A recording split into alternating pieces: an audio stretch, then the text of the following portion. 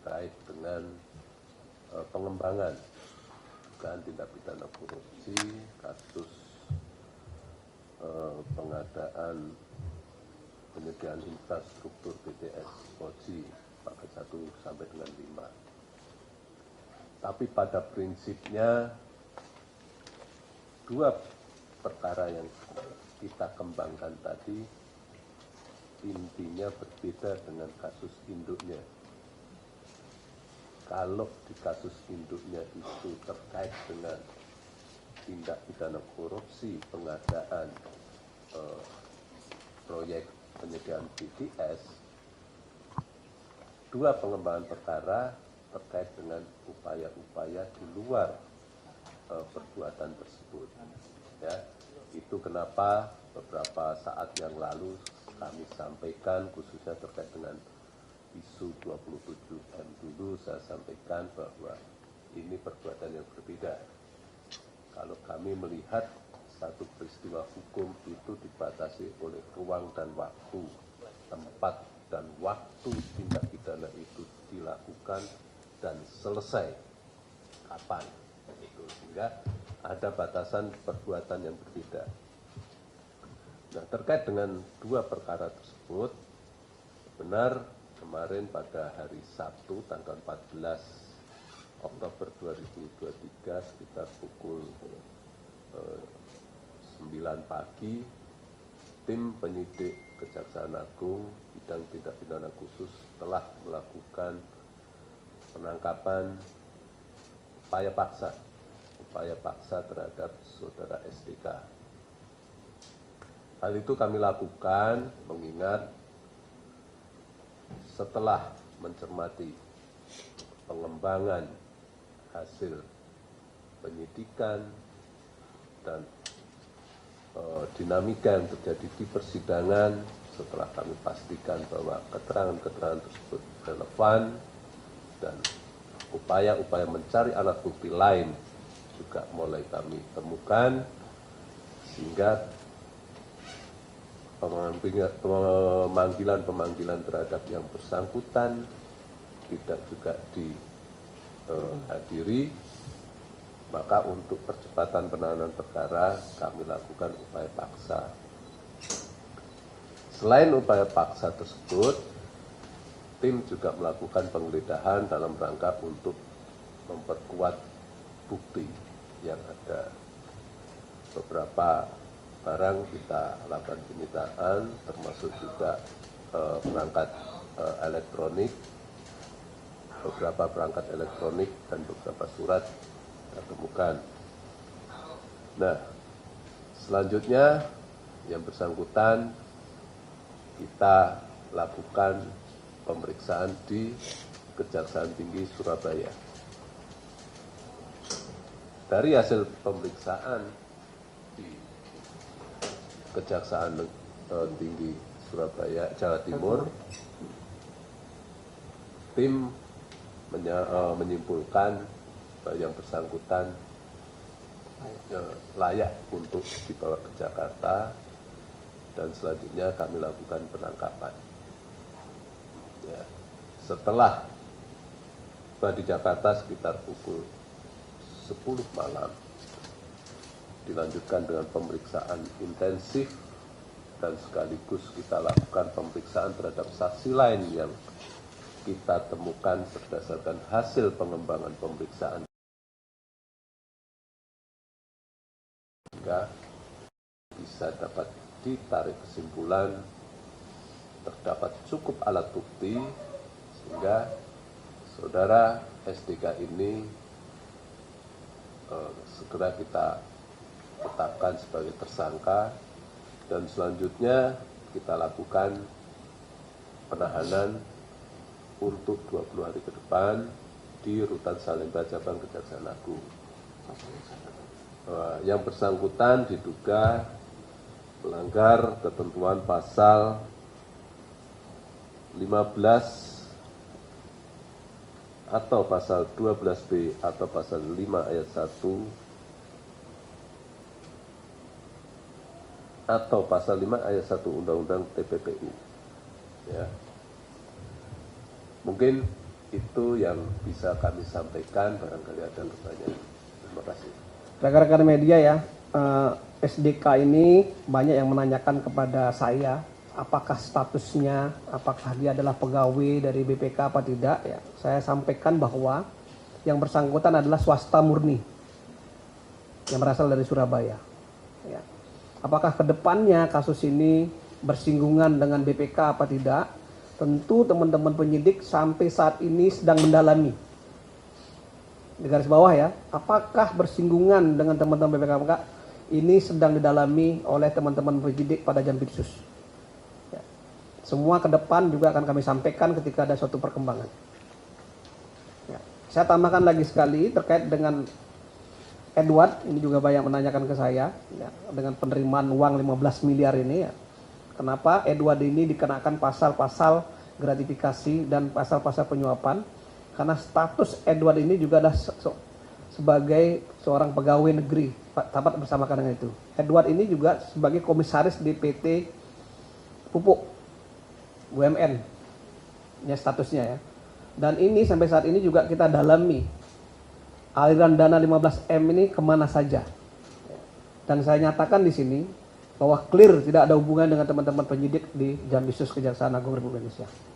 Dan akan kami lakukan penelitian terus perkembangannya juga terhadap Edward Hutahian. Rekan-rekan ada yang ditanyakan? Silakan. Di depan.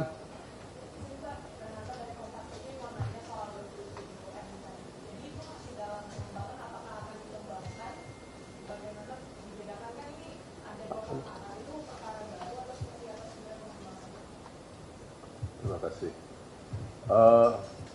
Ini perkara terpisah, ya.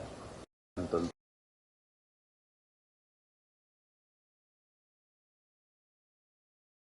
sampai sejauh mana siapa-siapa saja yang atau terlibat di dalam pusaran peristiwa hukum ini, ya. Tapi tentu saja kami tidak bisa gegabah menentukan dan mengambil sikap sebelum kami memiliki alat bukti yang cukup. Ya, peristiwa hukum ini berbeda dengan peristiwa hukum korupsi yang lain. Karena ini terkait dengan penyerahan sejumlah uang sehingga alat bukti yang kami butuhkan itu harus tepat.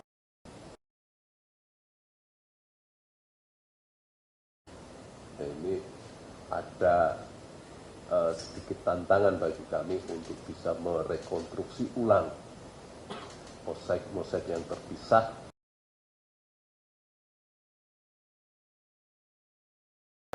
Beberapa saat yang lalu kami sampaikan alat bukti saksi saja tidak cukup. Kami masih membutuhkan alat bukti lain supaya menimbulkan keyakinan pada kami. Kekhawatiran kami juga terbukti beberapa saat yang lalu ada saksi yang mencabut keterangannya dan itu bisa saja terjadi. Ya, oleh karena itu kehati-hatian masih sangat perlu kami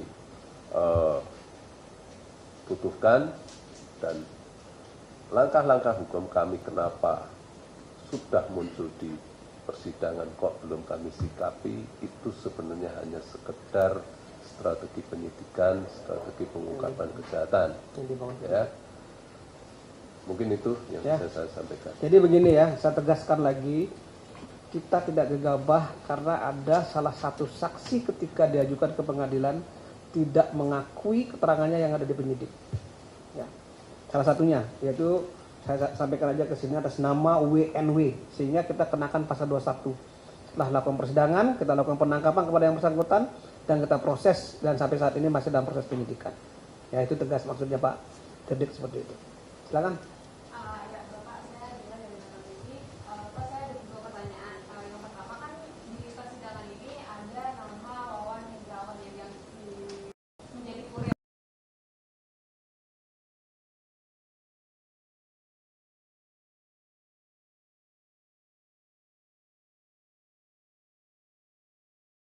Di Serayohan ini apakah dia untuk dia sendiri uang sebesar 70 ini Pak atau kemana? Silakan Pak Dedik. Terima kasih.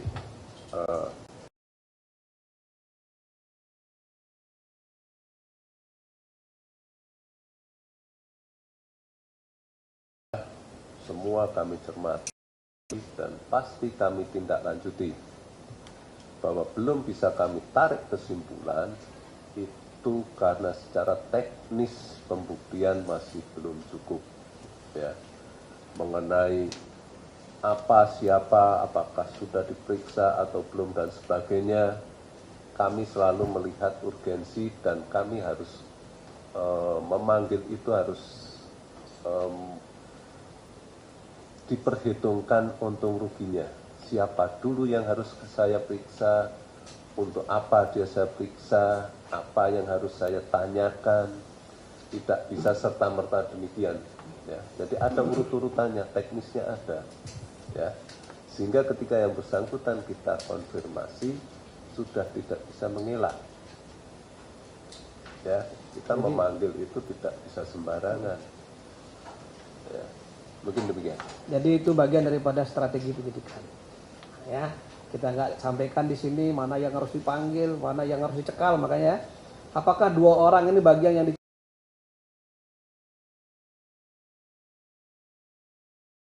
apa namanya dan EH ini bagian dari orang yang dicekal, yang 4 orang kita ajukan, iya, tapi yang 2 orang kami sembunyikan dulu. Ini bagian daripada strategi penyidikan yang kita lakukan di Jampitsus. Pojok, nanti tengah-tengah. Ini kayaknya perempuan semua yang nanya nih. Pendekar semua perempuan. Ya. Pak penggantinya dari Eko, Pak mau tanya soal Aryan dan yang sendiri kan kalau di persidangan ini sampai ulang kan menunjukkan bahwa Aryan itu ke PPK. Nah, apakah dari kejadian sendiri sudah ada upaya untuk melakukan pemanggilan dari PPK menjadi keterangan? Setelah itu, apakah kalaupun sudah, apakah sudah ada temuan dan soal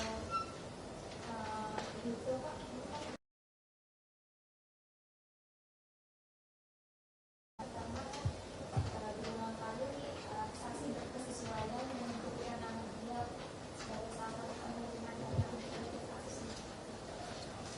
Dua itu ya. Jadi titik tekannya itu adalah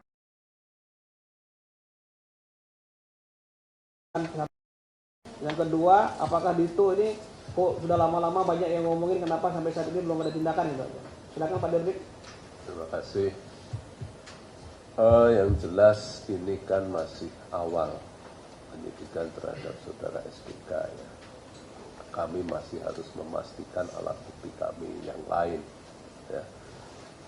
Pengembangan tadi sudah saya sampaikan pasti akan dilakukan, penelusuran pasti akan dilakukan, pemeriksaan terhadap pihak-pihak yang terkait yang ada urgensinya dengan pembuktian pasti kami akan tindak lanjuti. Mengenai kapan dan siapanya itu nanti itu setelah kami lakukan pendalaman yang lain dulu, ya. Itu terkait dengan Menpora sejauh mana penyidikannya tentu saja kami tidak bisa menyampaikan dalam kesempatan ini, meskipun tadi disampaikan saksi-saksi sudah berkesesuaian satu sama lain. Kembali saya ingatkan bahwa kami tidak hanya membutuhkan keterangan saksi, kami membutuhkan alat bukti yang lain. Rangkaian alat bukti ini harus mampu meyakinkan penyidik bahwa peristiwa itu benar dan pelakunya adalah si A atau si B. Ya, kalau kami tidak yakin, kami juga pasti masih akan mendalami. Hal itu juga yang dibutuhkan di persidangan. 2 alat bukti ditambah keyakinan hakim. Itu ya. Ya, jadi itu ya. Jadi udah jelas Pak Dirdik menyampaikan ini perkara tidak diam saja. Ketika sudah cukup bukti akan dikembangkan terus. Sejak awal saya sampaikan bahwa bagaimana aliran dana ini Pak, banyak wartawan menanyakan ke saya. Maka dari itu sudah terjawab ya, sudah beberapa orang kita tetapkan sebagai tersangka terkait dengan aliran dari perkara BTS 4G. Silakan.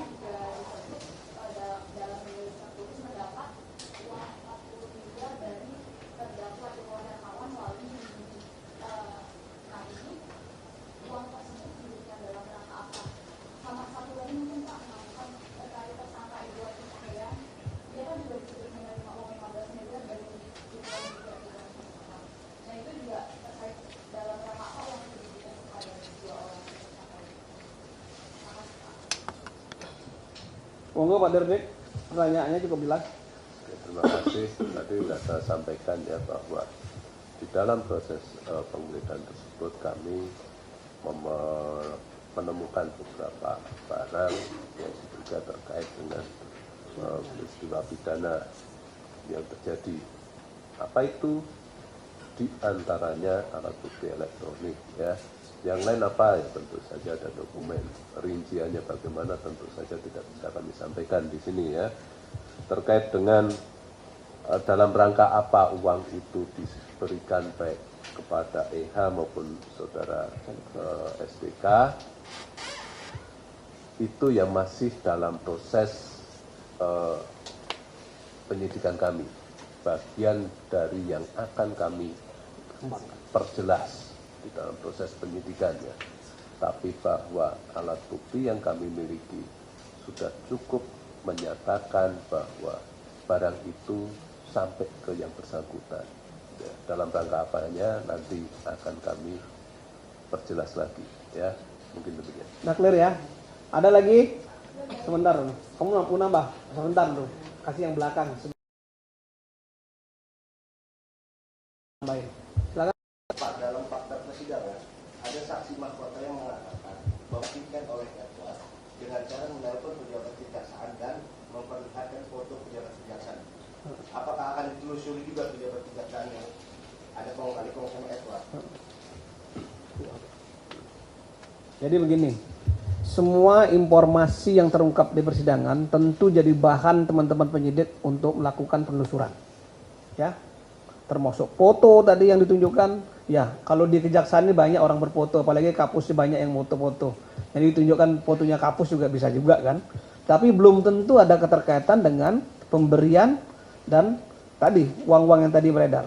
Jadi saya pastikan, saya yakinkan, kalaupun ada, ya, perintah Pak Jaksa Agung tegas akan dilakukan penindakan. Kalaupun ada. Tapi sampai saat ini teman Pak Dirdik menyampaikan ke saya, belum ada komunikasi terkait pengamanan perkara.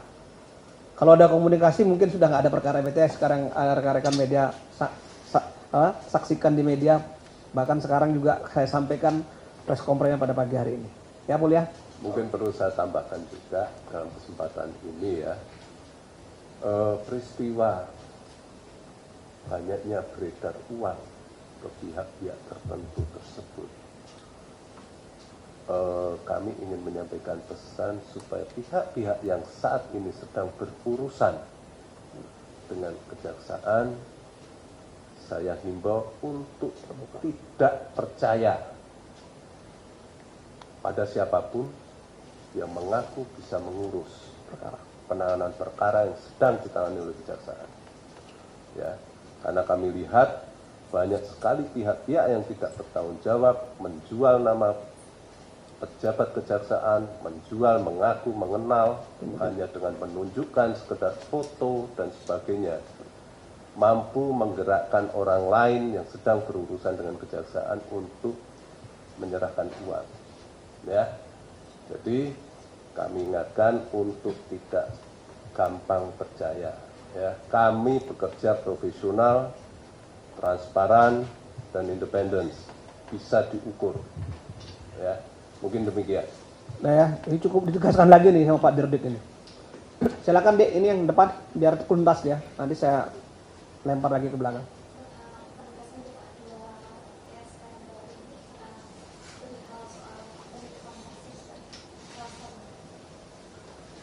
Itu nanti itu masih dalam tahap penyidikan ya, masih kami dalami. Ini sebenarnya dalam rangka apa? Dia menggerakkan orang.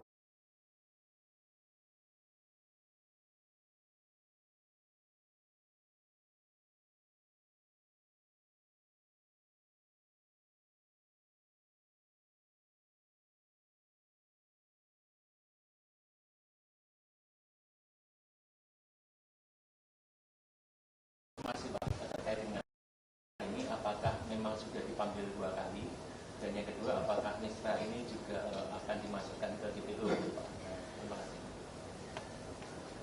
Kembali saya tegaskan, kami selalu dalami semua fakta yang berkembang, baik di penyidikan maupun di persidangan. Kami pasti akan memanggil pihak-pihak yang menurut kami patut dan pantas untuk didalami dan didengar keterangannya. Ya, saya rasa keterangan saya itu sudah bisa menjawab dengan tegas ya. Jadi Pak Dirdik ini tidak menyampaikan apakah ada upaya-upaya pada hilang semua. Bagian daripada konsumsi penyidik dan strategi penyidik. Ada lagi? Silakan.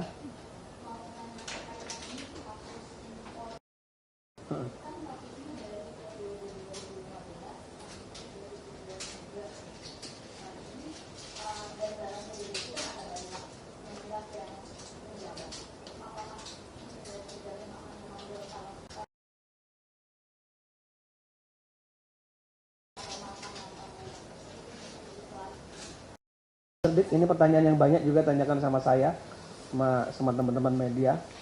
Pak Dirdik mungkin udah ada kegambarannya karena masih penyidikan umum ini.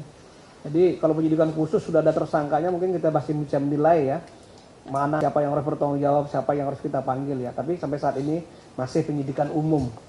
Ya, baru potensi yang kita dapatkan. Kalau Pak Dirdik ada tambahan, monggo Pak. Ya, jadi terkait dengan siapa-siapa yang akan kita panggil tentu saja tidak bisa kami sampaikan di sini ya. Terkait apalagi terkait dengan pejabatnya ya, kami masih mengkonstruksi kebijakan-kebijakan di titik mana sih kejahatan itu terjadi penyimpangannya ya. Jadi masih terlalu jauh saya rasa kalau pertanyaan itu ditujukan ke pejabat tingkat menteri ya. Itu Ya Rahel ya.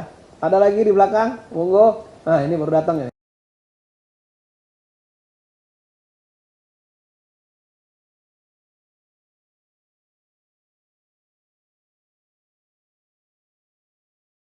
Tujuan impor ya Pak, impor gula itu 12 tahun. Jadi pertanyaan itu, apakah siapa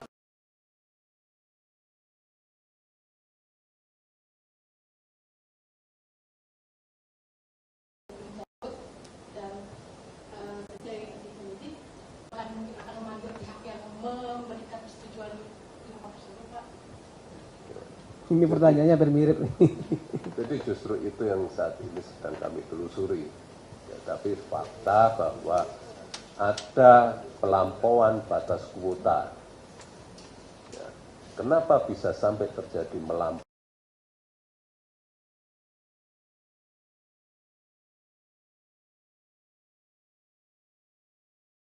Kebijakan tingkat Levelnya. atas atau itu tingkat bawah. Jadi ini masih kita telusuri, masih panjang itu ceritanya ya. Intinya masih diuraikan konstruksi hukumnya seperti apa, pertanggungjawabannya sampai di mana itu masih kita uraikan. Maka dari itu ini masih penyidikan umum. Jadi nggak bisa kita jelaskan secara detail ya, karena itu bagian dari strategi juga di penyidikan. Jadi kalau semua disampaikan nanti pada semua menyembunyikan alat bukti dan sebagainya itu ya. Saya sabar aja teman-teman kalau